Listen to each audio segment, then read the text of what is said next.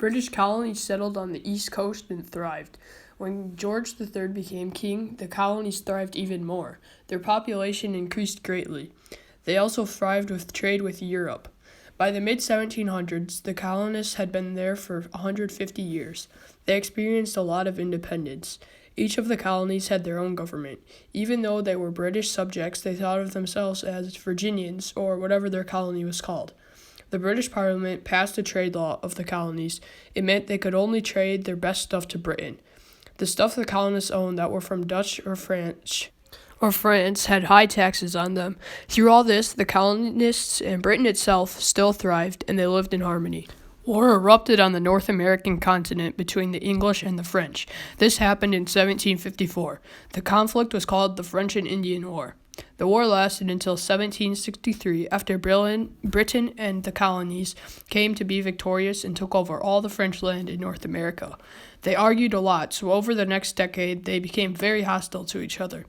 To protest on tax on tea, because they made a lot of taxes on stuff, colonists dumped British tea into the Boston Harbor.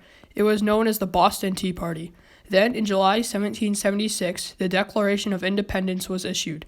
They separated from Britain, and then the British were not going to let their colonies go without having a fight. After the Declaration of Independence came out, the colonists and British went to war.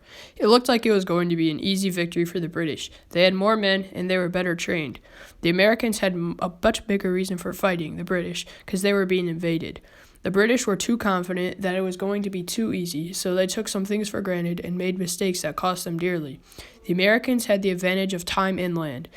The British had to travel over 3,000 miles across the sea to fight battles. It also cost a lot of money for them to do this, so they raised taxes to pay for all of it.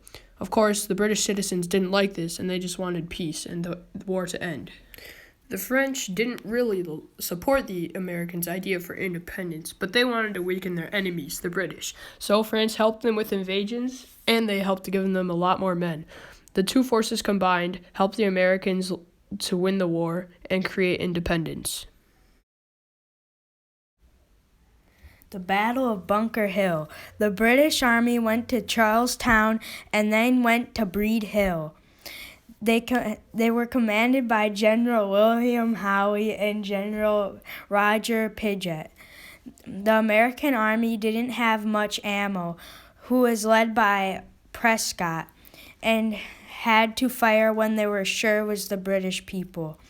When the British were really close, they fired and made the British fall back for a little bit. Then the British went to attack again and had the same conclusion, but the American army didn't have any ammo left, so they had to fight by hand for the next attack. There were less of them than the British, so they had to retreat, but it helped the Americans know that they could beat the large and strong British army if they just had dedication. And the British army knew that this fight would cost a lot of money and it would be very hard. A little after the Americans made independence, there were 13 states. All states ratified the Constitution when the war was going to go their way.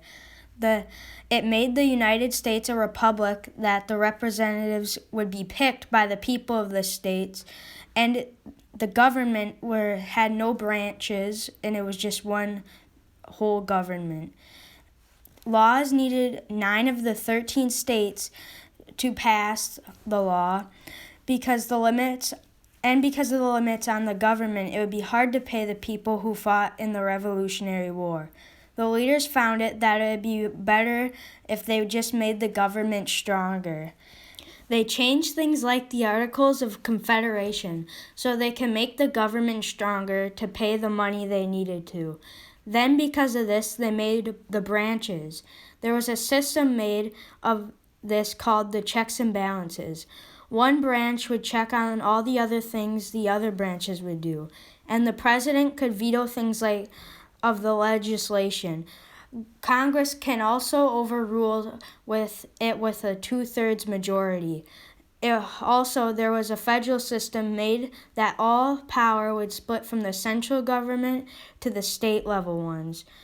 George Washington also became the first president.